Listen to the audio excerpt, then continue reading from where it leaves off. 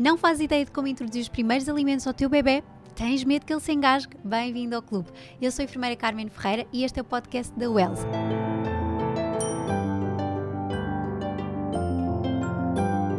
E no episódio de hoje vamos falar precisamente sobre isso, como introduzir os primeiros alimentos ao nosso bebê e ajudar os pais nesta nova função lá em casa. Para isso trago duas convidadas, bem-vindas, Patrícia, que é nutricionista e vem aqui também ajudar-vos nesta questão, e a nossa querida Ana Balsemão, influencer e também mãe da Benedita, bem-vinda. Obrigada. Então comecemos pelo básico, não é? Quem nos está a ouvir lá em casa pode estar a pensar, mas afinal quando é que eu vou introduzir os primeiros alimentos? É sempre uma etapa muito desejada pelos pais, eles adoram ver esta evolução dos pequeninos, mas também assustadora, porque traz aqui muitos desafios e até mesmo medos, como falámos do engasgamento, que os pais têm sempre presentes. Mas normalmente a introdução alimentar é feita por volta dos 6 meses, de acordo com as orientações também mundiais da Organização Mundial de Saúde.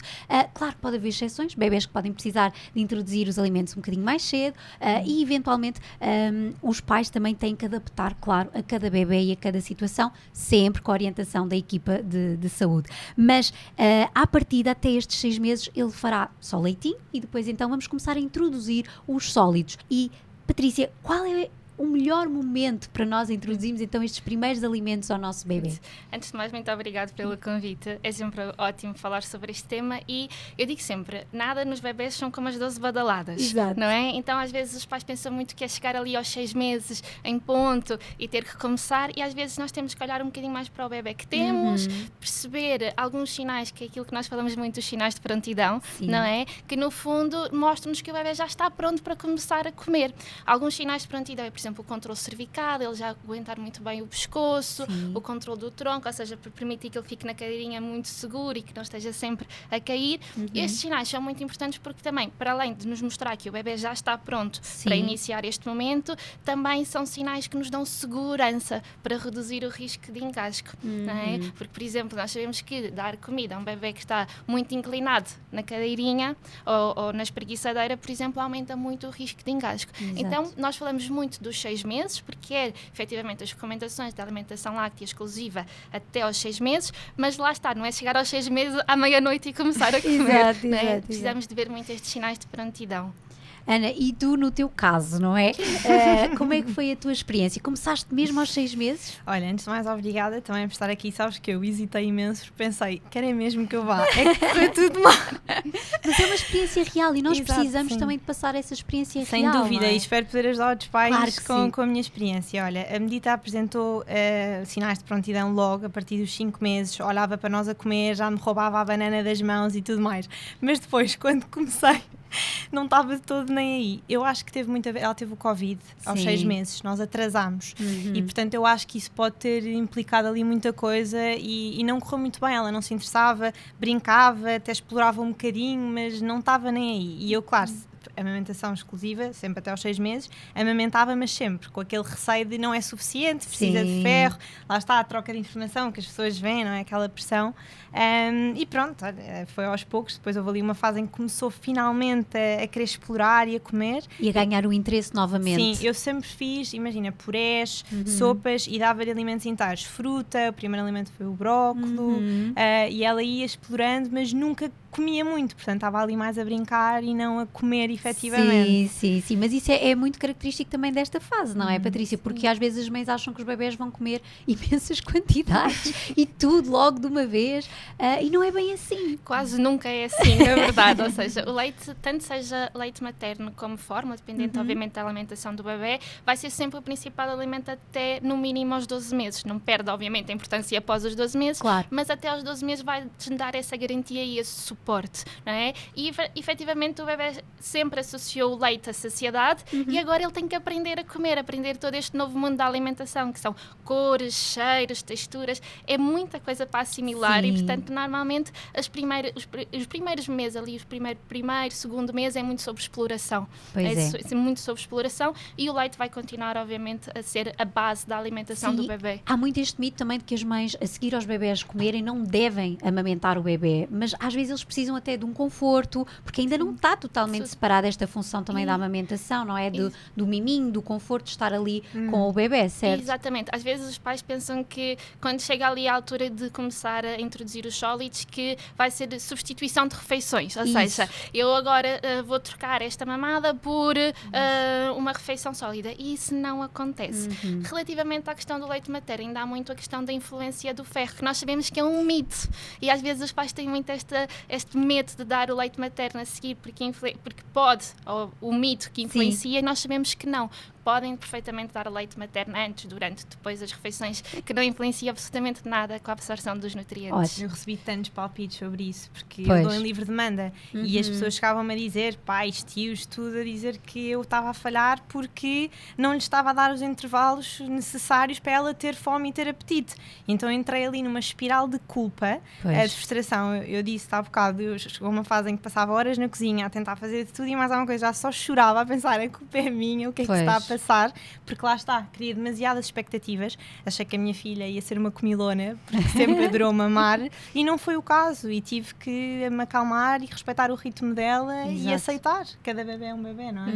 Sim. E essas opiniões são tantas que depois os pais também ficam confusos de que método é que vou escolher, ou é sempre BLW, ou é sempre papas ou sopas, e ficamos aqui super perdidos também nestas questões, certo? Patrícia, o que é que podemos ajudar também um bocadinho os pais que nos estão a ouvir lá em casa? Eu pessoalmente não gosto muito de falar de métodos, porque acho que métodos balizam-nos muito, e nós falamos da introdução alimentar, é uma coisa totalmente individual para cada família. Então quando nós falamos de métodos, às vezes parece que estamos a falar de polos totalmente diferentes. Ou eu faço o tradicional que nós estamos habituados das sopas, dos purés e das papas, ou então passo para um baby led weaning, que é dar os alimentos um bocadinho mais inteiros e dar mais aqui uma autonomia ao bebê. E os pais acham muito que têm que escolher um método. Ou eu faço 100% tradicional, ou eu faço 100% BLW. E na verdade não têm que escolher um método. E eu digo sempre, quem escolhe o método, digamos assim, é o bebê. Porque há bebés que adoram ser autónomos e adoram pegar na comida, há outros que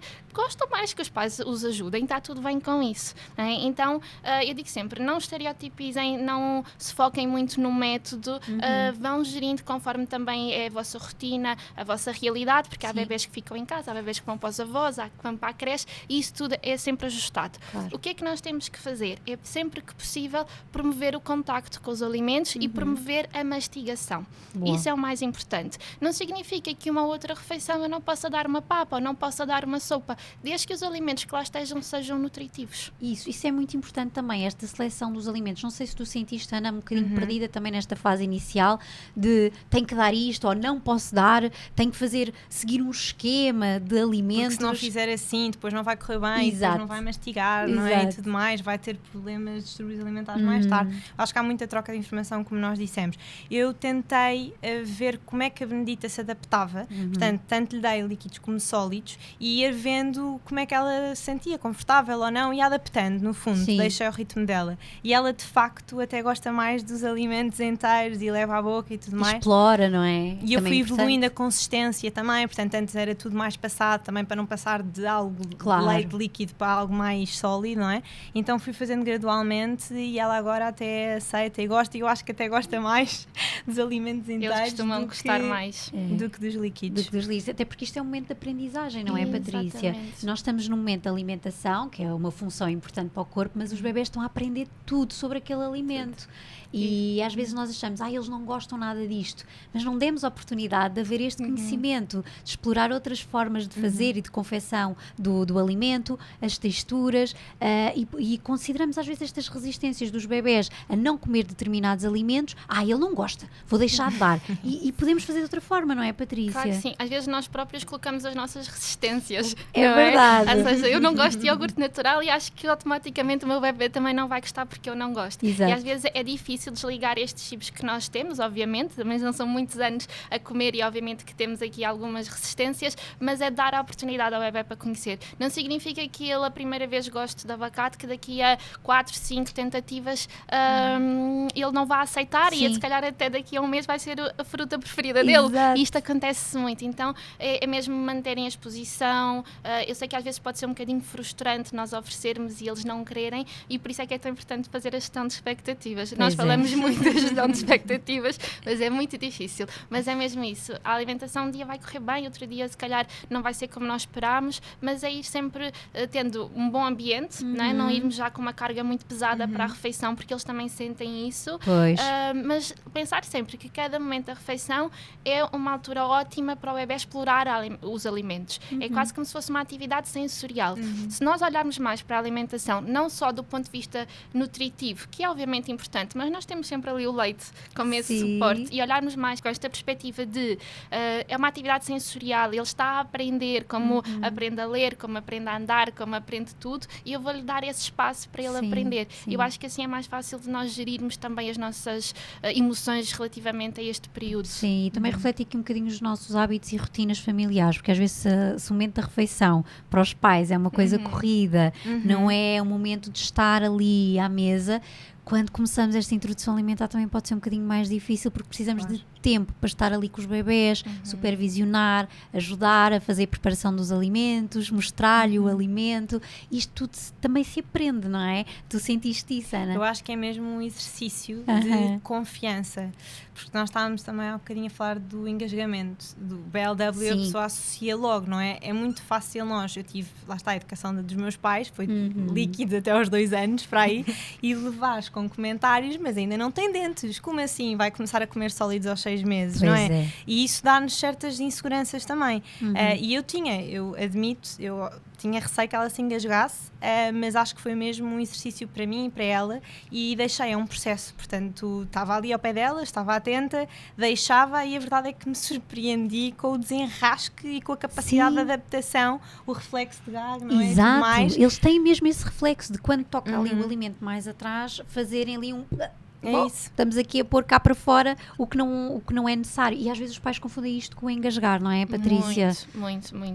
O reflexo de gag é natural e vai acontecer. Todos os bebés vão ter. E às vezes os pais assustam-se muito com esta ânsia de vómito que, para quem vê, é aflitivo. Sim, aflitivo, principalmente quem não é da área da saúde, primeiro filho, primeiro alimento, é muito aflitivo, e por isso é que é tão importante nós termos esta informação e preparar-nos para este momento, não é? Para eu saber exatamente o que é um reflexo de gag, o que é um engasgo, se acontecer um engasgo, porque obviamente pode acontecer, saber atuar, mas do ponto de vista da evidência científica, o que nós sabemos é que um BLW ou introduzir algumas texturas logo aos 6 meses, desde obviamente com os cuidados certos, face uma sopa ou uma papa ou um alimento mais líquido, não aumenta o risco de engasgo. Exatamente, não é? até porque o próprio bebê também vai gerindo ele a colocar o alimento, não é ninguém a impor, e isso também facilita esta questão do engasgamento, não é? Portanto, por isso é que eu ensino sempre aos meus pais como desengasgar, porque às vezes até na maternidade isso pode acontecer com leitinho materno, com o líquido dos pulmões. Portanto, engasgava-se imenso com 3 meses, 2 meses. Eles engasgam-se muito mais com líquidos do que com sólidos. Sim. Patrícia, então o que é que devemos ter em atenção à escolha destes primeiros alimentos do nosso bebê? Não há propriamente o primeiro alimento. Eu sei que os pais ficam muito tristes quando eu digo isto, mas lá está, a alimentação deve ser fluida, não é? E então, como hoje em dia não temos assim tantas restrições quanto isso, vocês podem simplesmente sentar o bebê na cadeirinha e quando apresentar lá está estes sinais de prontidão e servir uma fruta, servir um legume, uma coisa muito simples, lá está, é o primeiro contacto, não precisamos fazer nada super elaborado, não precisamos passar a manhã na cozinha, não é? Mas não com a Ana, coitadinha. Os pais têm muito esta tendência de ter que complicar, não é complicar, mas querer fazer receitas muito elaboradas quando é o mais simples possível, é o primeiro contacto com os alimentos. Então, uma fruta, um legume da época, sazonal, às vezes os avós têm hortas, se tiverem ótimo, portanto, não há o alimento, escolham aquilo que fizer sentido para vocês. Pode ser, por exemplo, a fruta preferida do pai e da mãe, o legume preferido, o que vocês tiverem. Desde que cumpram também esta questão das regras de confecção e da apresentação do alimento, e sempre com supervisão, que eu acho que é muito importante também, não deixar o bebê sozinho a comer e vamos atender o telefone. Às vezes pode acontecer, mas este momento deve ser mesmo quase como que religioso, não é? Preservá-lo ao máximo.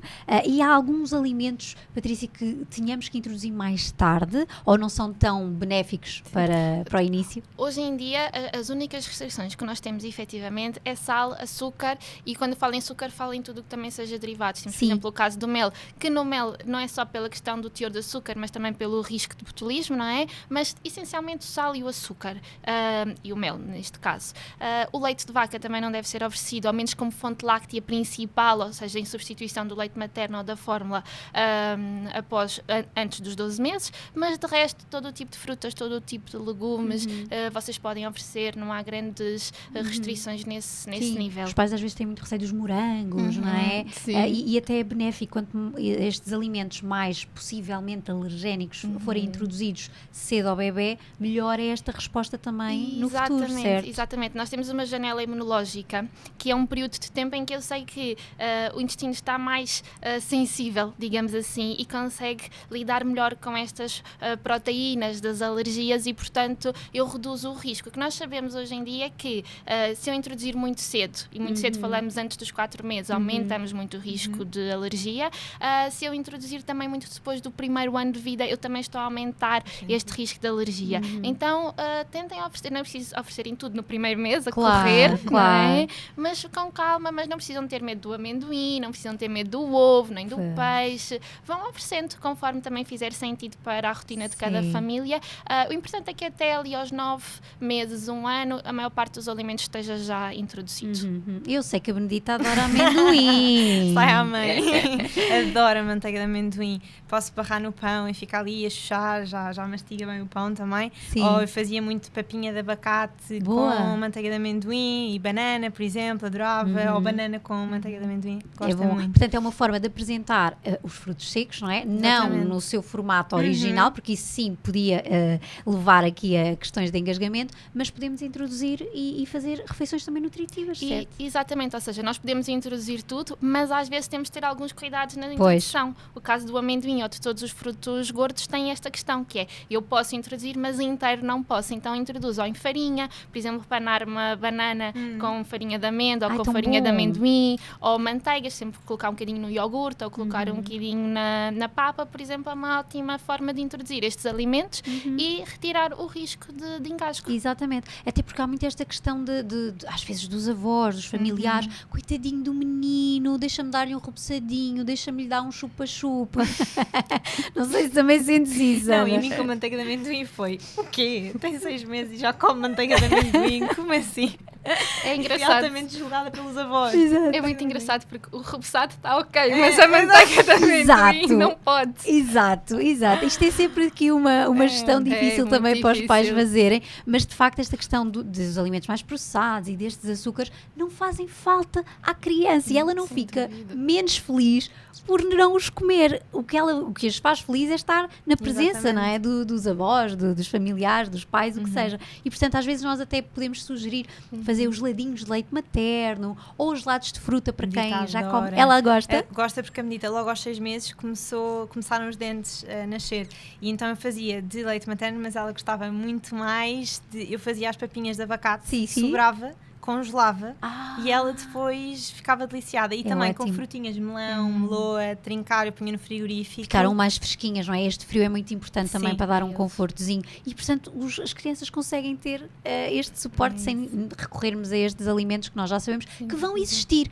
Mais tarde vão existir, elas vão estar expostas a eles na escola, na festa de ano do amiguinho, mas com calma, tudo tem o seu tempo, não é, Patrícia? Exatamente. Enquanto pudermos controlar, claro. Não é? E lá está. Às vezes há muito esta questão do açúcar e dizer, mas ele vai entrar em contacto com o açúcar. Claro que vai, claro que vai. Mas nestes primeiros 2 anos em que nós sabemos que tem um papel fundamental naquilo que nós chamamos de programação metabólica, ou seja, que vai também, de certa forma, definir um bocadinho a prevalência de certas doenças no futuro, se nós conseguirmos evitar, ótimo. E lá está, os avós, muitas vezes, eles só querem ajudar. Então, se nós dissermos, em vez de comprar estas bolachas, comprar manteiga de amendoim ou este iogurte em vez deste, eles já ficam felizes porque estão a ajudar e nós ficamos felizes porque sabemos que estamos a oferecer o melhor para os nossos bebés. Não, isso é uma dica excelente. Ana, tu há pouco falavas-nos que a tua experiência teve desafios, não foi assim tão by the book. Claro que cada experiência é única e às vezes temos bebés que correm super bem, mas tu tiveste aqui que fazer algumas adaptações. Sim. Como é que conseguiste então superar respirar e ter uma experiência mais fluida e tranquila. Exato, eu entrei ali numa espiral, lá está, sentia muito frustrada e chegou um ponto em que tive que parar e arranjar uma solução, porque realmente não estava a comer e eu pensei, ok, não dá para viver só de leite materno.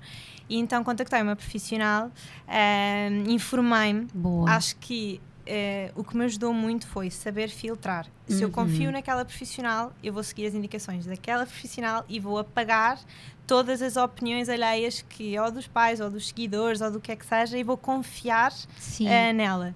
E foi isso que fiz. E a verdade é que a Benedita, como sempre foi muito autónoma, gosta de levar ela aos alimentos e de explorar ela as coisas, e acho que é muito importante não nos focarmos nas quantidades. Às vezes, pronto, se só quer comer aquele pedacinho de pescada hoje e aquele bocadinho de ervilha, está tudo bem, temos que saber confiar, porque às vezes nós também não queremos comer, não nos apetece comer muito, não é? Não temos que seguir só os rótulos e dar aquelas quantidades específicas, e acho que isso ajudou muito também a descomplicar e a confiar na minha filha, de género, ela se tem fome vai comer, e fui diversificando, começar a introduzir lá está mais sólidos, alimentos de cada vez, e ela começou a aceitar melhor também. Boa, então já estamos aqui numa fase. Já estamos a ter progressos. Boa. Isto é importante nós também recorrermos aos profissionais, Patrícia, para nos poder orientar ao nosso caso, porque vivemos na era da informação e sabemos que há muitas teorias, muitas correntes e muitas opiniões, não é? E às vezes temos que adaptar a nós e ao nosso bebê e parar e dizer, vamos olhar para o bebê, não é? Eu acho que tu também nas consultas sentes um bocadinho isso, sim, não é? Sem dúvida. Às vezes as pessoas têm, lá está, estas ideias muito definidas de como é que querem que seja e às vezes não é por ali. E, portanto, ter um profissional que nós sintamos esta liberdade de dizer o que é que estamos a fazer, o que é que estamos a sentir, também alguém que valida um bocadinho estas emoções e perceber, ok, vamos parar, respirar e vamos delinear as próximas estratégias, ver o que é que vamos fazer no futuro. Se não está a funcionar assim, porque é que não vamos tentar assim? E ir ajustando ao máximo também para que esta fase, que eu acho que é tão bonita e para mim é mais interessante, obviamente, seja boa para todos. Para todos, é para isso, todos. Porque às vezes os pais, como a Ana estava a dizer, sentem uma pressão imensa, a culpa constante e depois a dúvida eterna, não está a ser suficiente, não está a comer bem e isto torna o processo pesado, não é? É difícil depois de gerir essa questão. Principalmente quando lá está, eu exponho muito, não é? Pois. Nas redes sociais e às vezes, pronto, isso tem também o seu lado negativo e temos muito o termo de comparação, eu acho, não só dos outros para mim, mas eu também, do que vejo, bem, como tão bem, tem que ser eu que estou a falhar em alguma coisa, não é? Porque há muitas experiências positivas, há bebés que adoram explorar e logo o primeiro alimento começam logo a comer. E como eu via, e eu, lá está, eu mordi a língua várias vezes. É sempre assim. Exato. E eu, como era uma comilona e o Tomás também, eu pensei, a minha filha para comer vai ser uma... Eu dizia isto montes de vezes, toda babada. A minha filha para comer vai ser um espetáculo, porque ela sempre esteve no percentil 80. Claro, chegou e não foi e tinha as expectativas muito altas. E é isso que eu digo. É melhor termos calma com as expectativas. Cada bebê é um bebê. Isso mesmo. Respeitarmos o tempo deles. É como andar, não é? Já anda com 9 meses e o meu aos 12 meses ainda não anda. Não, calma, é respeitarmos o tempo deles, eles saberão e confiarmos, não é? Claro, até porque não há coisas completamente erradas nisto, não é, Patrícia? Não há nada que os pais possam errar logo nesta questão. Sim, lá está.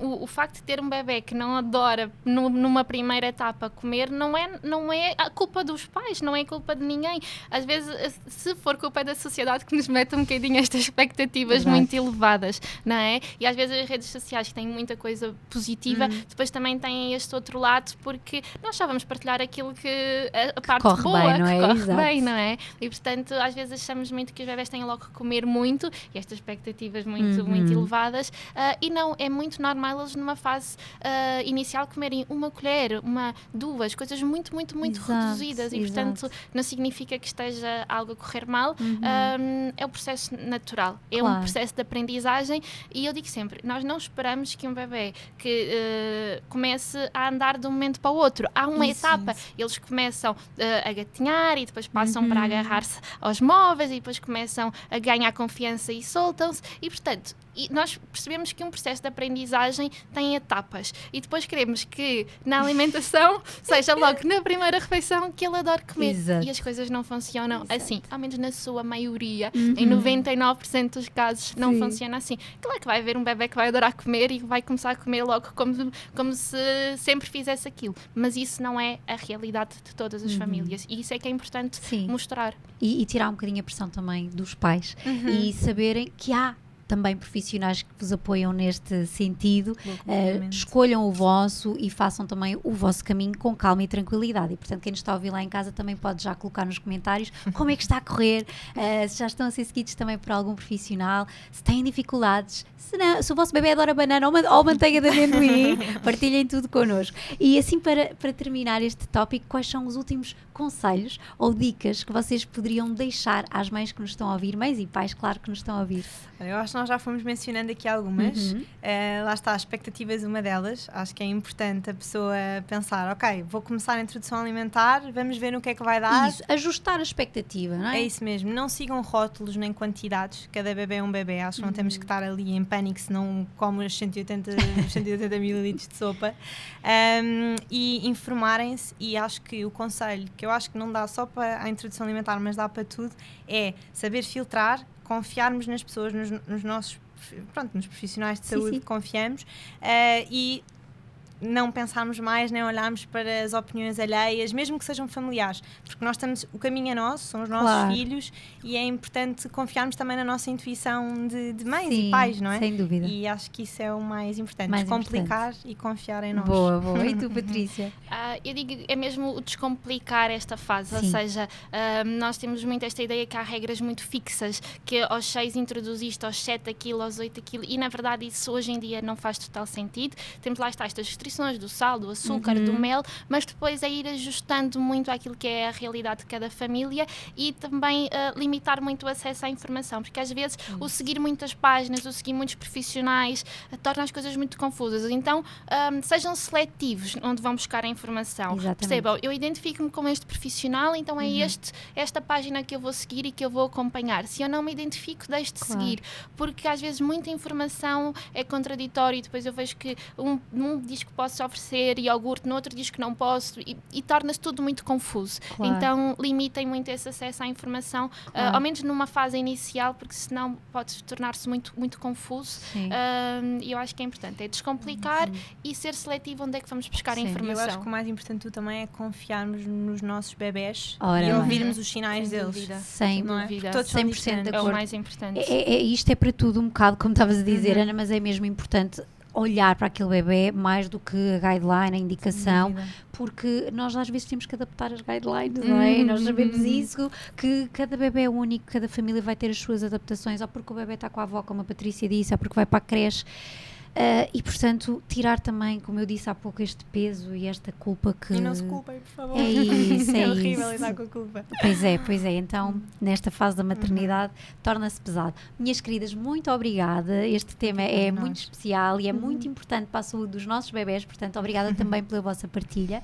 Por hoje ficamos por aqui, mas para a semana temos um novo episódio com novos convidados e também com especialistas para vos ajudar nesta aventura que é a chegada do vosso bebê. Não se esqueçam de partilhar também nos comentários como é que está a correr esta fase. Coloquem aqui as vossas dúvidas e digam também as vossas conquistas. Partilhem tudo connosco. Não se esqueçam também de subscrever o canal da Wells, estejam atentos aos próximos episódios e sigam-nos também nas redes sociais da Baby Wells, onde podem encontrar várias dicas de produto adaptadas a vocês e aos vossos bebés. Beijinho, até para a semana!